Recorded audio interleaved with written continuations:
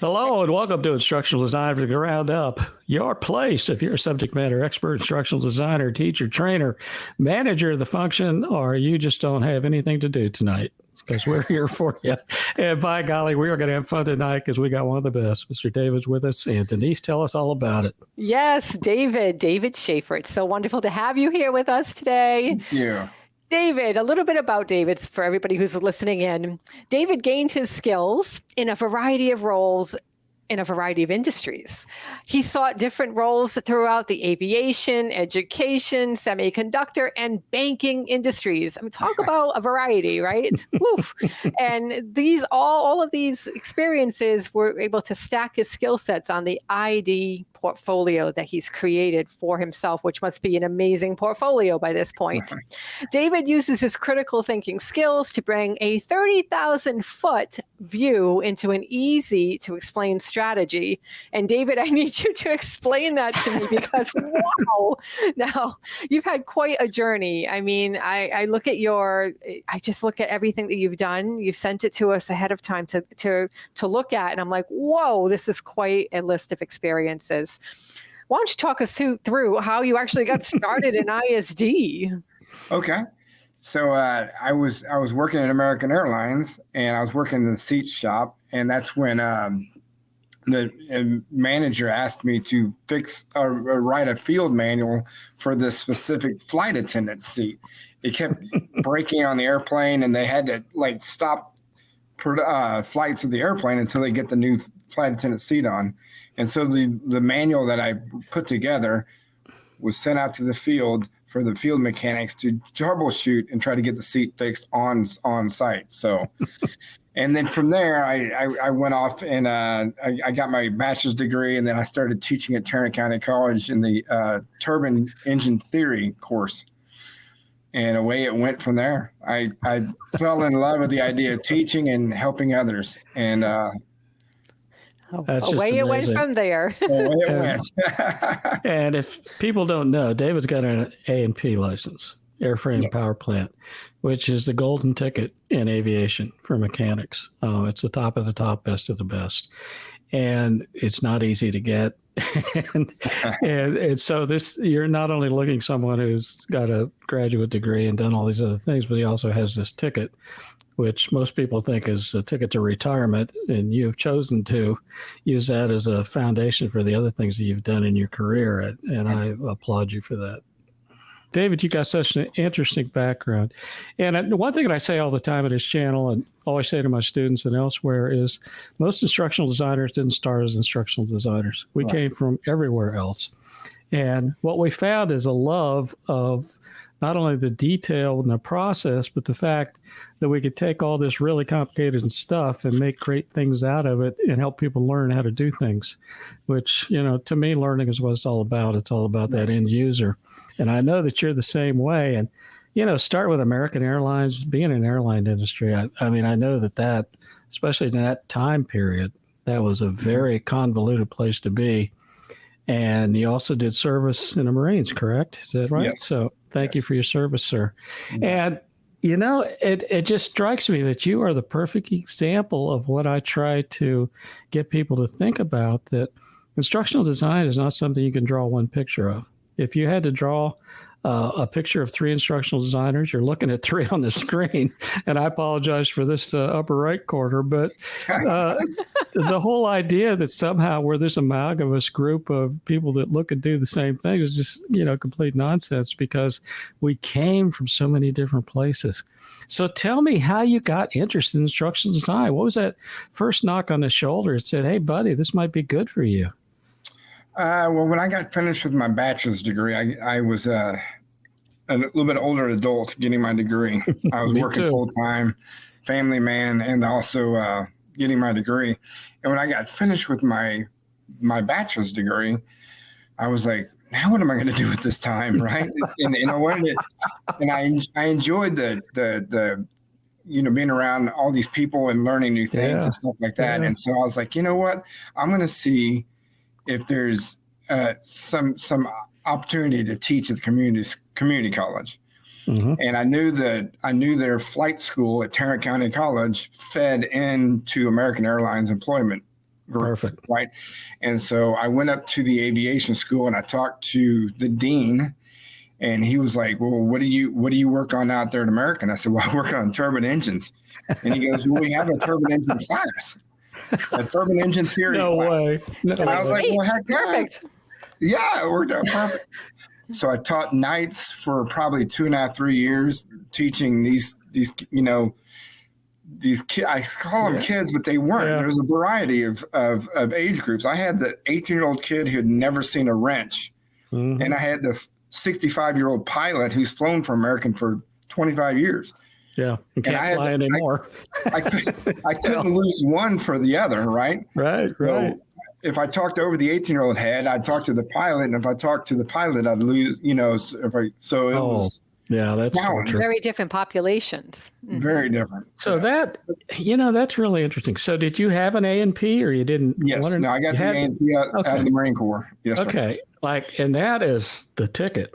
I mean, for a long period of time, the A&P was it. Wait, what's an A&P? What is that? Airframe and power plant. Okay. Yes. And it's a certification that essentially means that you know everything. Okay. It's more of a ticket to learn. Yeah, I mean, you learn on the job, right? It's a lot of experiential stuff. Right. But when I was working with the Machinists Union, and that was mostly people from Southwest then, and we would give, when I was National Labor College, we gave actually 2 years of college equivalency in experiential credits for an A&P license. So you could get towards your 4-year degree. 2 years of it was your A&P. All you have to do is show your A&P. That's awesome. And that was, the accreditation. That's how technical and how incredible this license is. And the fact that you were able to translate that on the run, essentially, right, to talk to this really varied population about propulsion. And I mean, was it like an overview course, or were they learning to do basic maintenance? Or it was more theory. There was some practical in there too, but it was mainly theory. And then once they got the groundwork of the theory, then we'd go out and do applications of which, right? So we would go out and take out fan blades. We would go and, and rig the fuel control and stuff like that. So, see, I think this is absolutely perfect, David, because to transition from the military to get your A&P, did you get that in the military? Yes. Okay, so you go out and you got your A&P and you're trying to find a safe spot to land. Did you think the A&P would be your blueprint, your footprint to get into something else besides aircraft mechanics? I did, but the guys I worked with thought that was my retirement ticket. Right? So during breaks and lunches, while they were doing whatever they were doing on breaks and lunches, I was in the book studying to get my degree. And I had guys come up to me all the time and said, "Hey, Shafer, you're wasting your time. What do you do? You have an A&P, you're golden." Right. Well, what you are. In 2012, a bunch of my buddies got laid off along with me. Yep. That was a bad year. And I was just at the time finishing up my master's degree. And a lot of them were like, "Hey, how did you get your bachelor's degree?" And so I kind of corralled them around and showed them what I did. Right. But it was funny because, 10 years earlier, they were making fun of me and all this. So, of course. Well, I can't tell you how many times people make fun of me. In fact, Denise, when we're not on the air, she makes fun of me all the time. It's easy. It's easy to do that. I'm just kidding. I love to poke fun, but it's really education. It's really hard. I mean, I'm in graduate studies right now. I'm almost done. It's hard, especially when you are doing something other than school. I mean, I'm working full time. You were in the Marines. It's not an easy path, and it should not be an easy path. It's something that should feel earned and deserved once you're done. And kudos to you for going out there afterwards and doing something with that. And I'm curious about, because I know how it felt the first time I actually stood in front of a class and taught something or facilitated something. And I just remember I had a bunch of different emotions happening, a bunch of different feelings before and after, during. How did it feel to be standing in front of like that class? Was that the first class you ever taught? And how did it feel? How did you plan for it? What was that all like? Oh, I mean, I guess you can say I did youth baseball and I did religious ed, but this is peer work, right? This is teaching the peer. Oh my gosh, yes, I was quite nervous, but I did have like a trick at the very beginning of the class to break the ice. I have a way to spell my name that's kind of fun.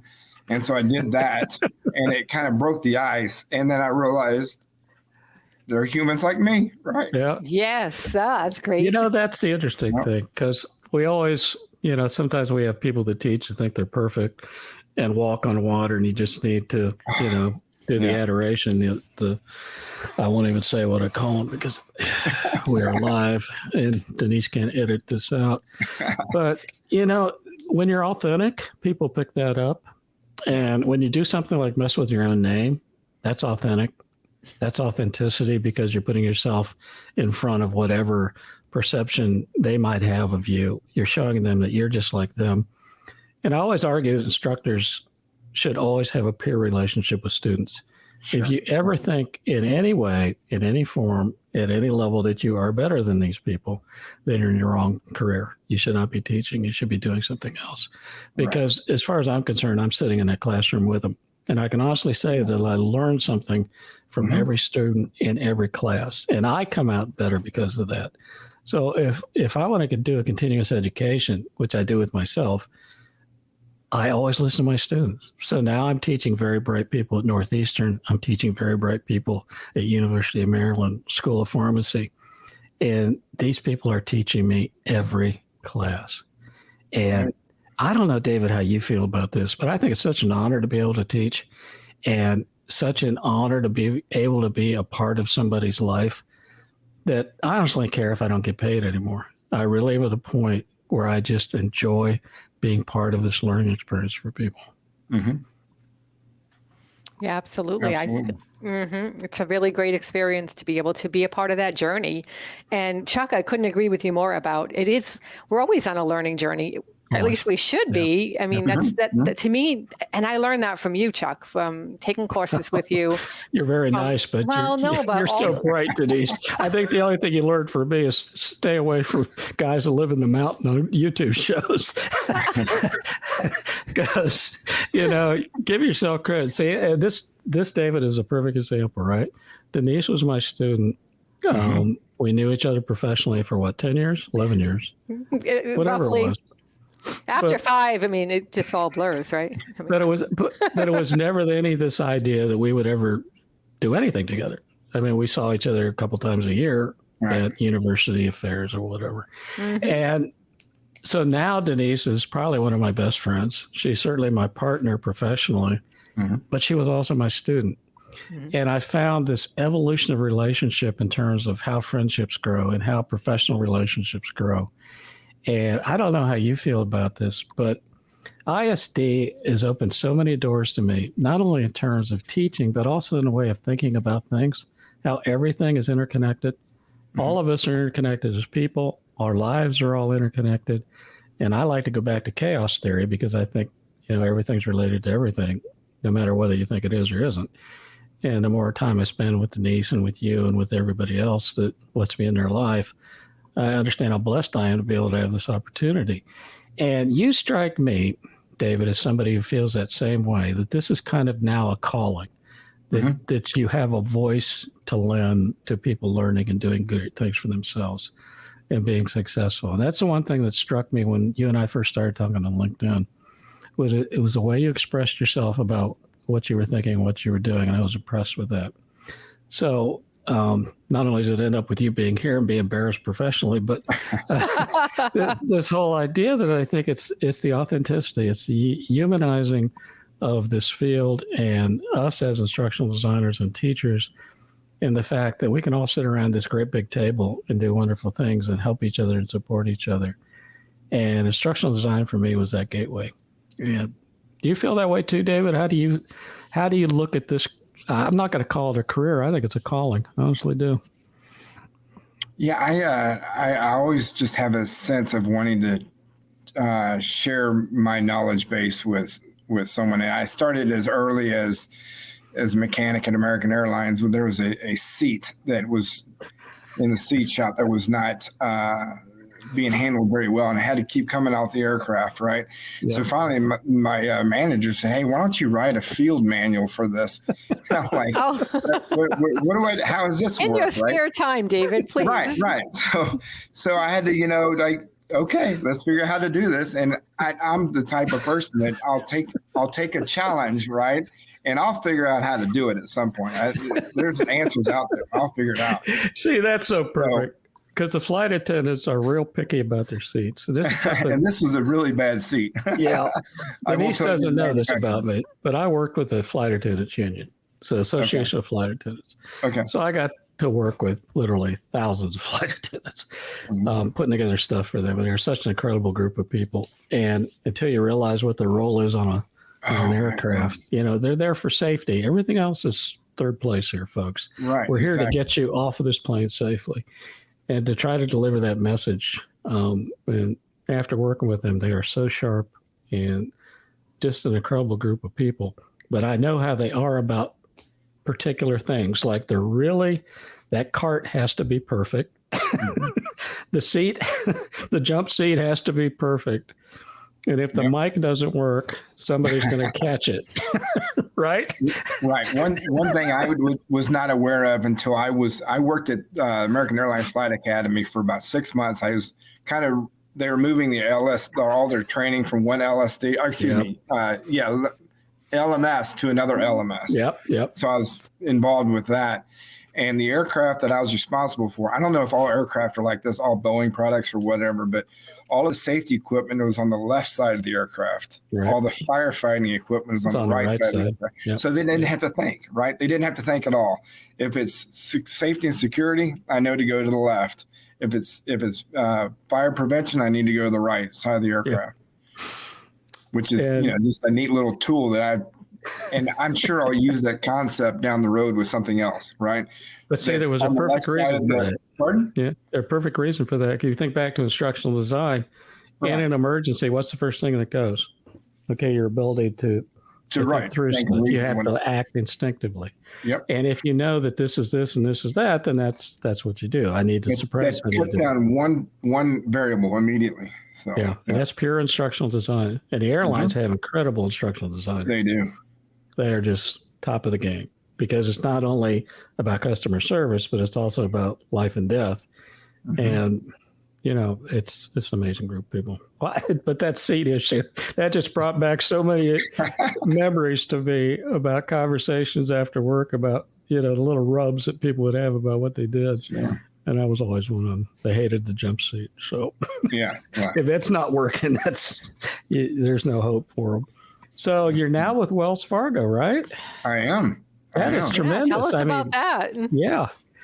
So this was a great opportunity to get to know ISD on a more broad level, right? So I've been in and out of instructional design in many different ways, whether it's developing courses, teaching courses, or different things in that way. And then with Wells Fargo, I've been pushed into a pretty large group of instructional designers.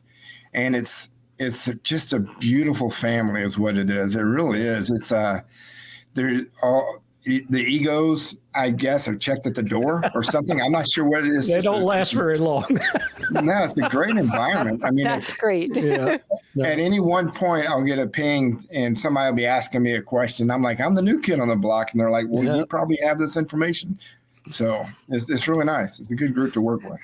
Well, and it's a different environment, totally different environment from anything I've been in before. Yeah. I mean, each one of them, and students especially ask me all the time, what is the difference between academic ISD, nonprofit ISD, big corporation ISD, being a consultant?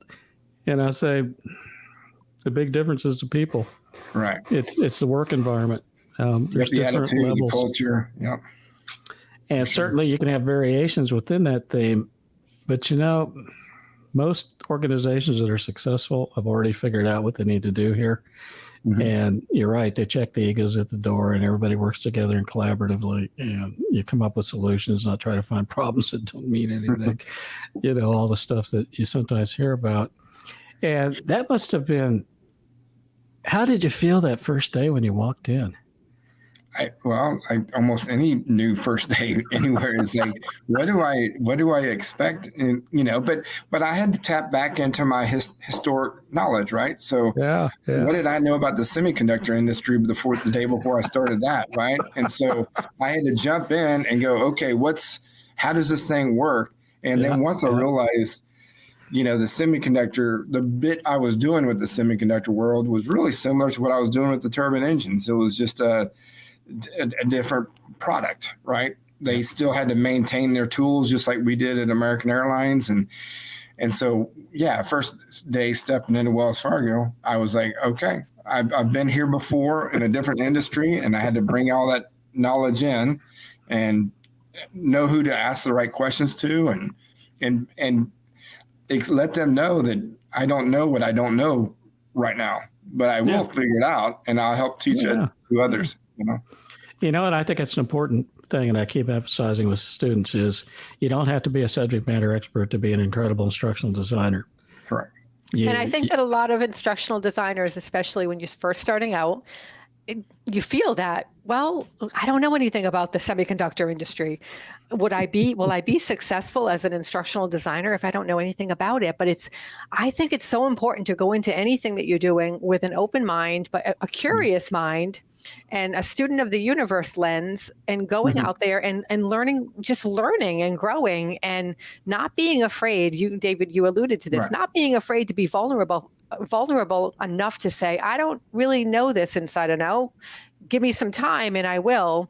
But, I don't know all the answers. So having that, it's like you're shedding your ego, and that to me is authenticity, and people appreciate that. And I think people really appreciate working with somebody who can admit that and doesn't have all the answers and is willing to learn how to find the answers. Right. That's exactly right. And to go back to American Airlines and the teaching turbine engine theory at Tarrant County College, right? So first day as an instructor, I was given 6 PowerPoints and like the classroom number. That's more than a lot of people got. And so I'm like, okay. So I didn't have any formal education on how to teach or train, but Tarrant County College had a training certificate program. And through that, which was a 6 or 8 course, 3 certificate program, I was able to get the tools I needed, and then the love affair for what instructional design is. And that's how I met you, Chuck, we used one of your books in our class. Oh, that's so cool. That's so cool.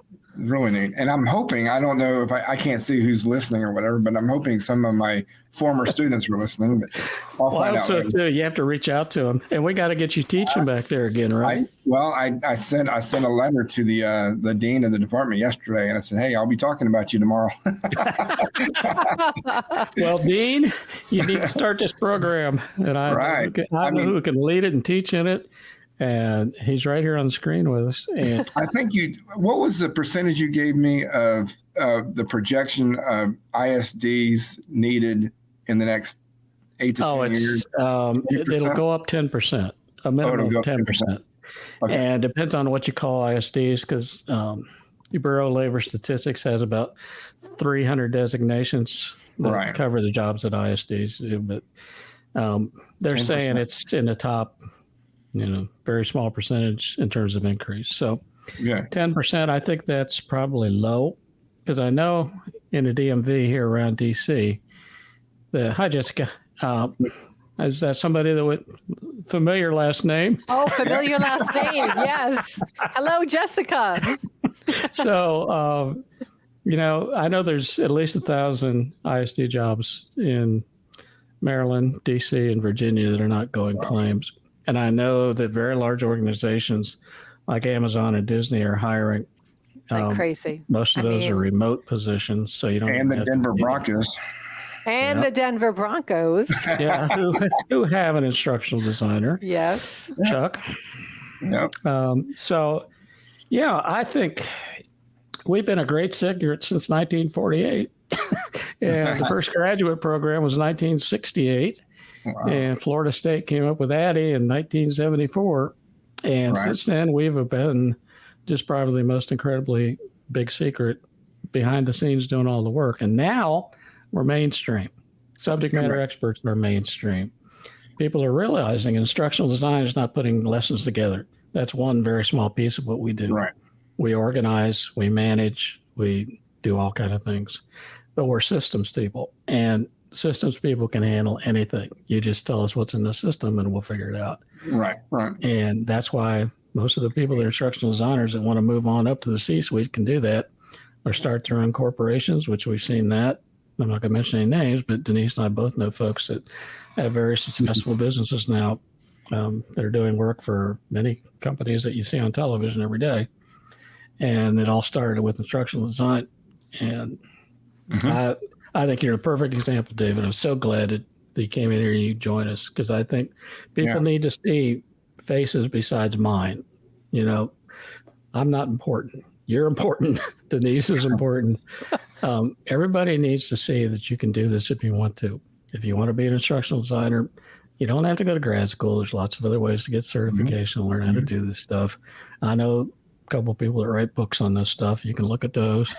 But the whole idea is that all of us, I think, that teach, all of us that want to help, all of us that feel like we have a role to play in helping people be successful, can be instructional designers. And this is just one path that we have chosen to take, even though we've taken other paths. Like you were into youth sports and I was into emergency management, and Denise does all kind of things behind the scenes that people don't even know about to help other people. And, you know, that's almost been 100% the story with the people that I've known, is really at the heart of it's about helping other people. It really, really is. It's all about how, I have to say, when I go into any ISD project, it's with that focal point that I want to help people. I really want to help people get this concept, get this, understand how to do this, be able to do this, be able to apply this in the real world. I want to make them feel less intimidated by this information that I'm about to share with them, or about to develop for someone else to share with them. It's really, I think it's a big responsibility to be an instructional designer. If you really think about what we do and the importance of the role that we have in people's journeys and people's learning journeys in their careers, gosh, in their life and death situations. Because that's exactly right. Yes. I mean, gosh, when you think about how important instructional design is in the safety and welfare of people out there, I think most people wouldn't even think about instructional designers when they think about EMS, but it's the training of individuals. They need to go through an instructional process to be able to learn how to do what they do. And it's just such a cool field to be in. There's so many opportunities and there's so many tangents you can take, pathways. It's just amazing. It really is. Absolutely. Yeah. Well, David, I can't thank you enough for, first of all, reaching out to me and us chatting back and forth on LinkedIn. I want to be the first to congratulate you on getting that program back up and running attendance.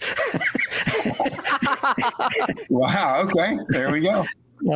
I think you can do it. And the thing that I will do is I will help you. Okay. I will be there in your courses as you need me.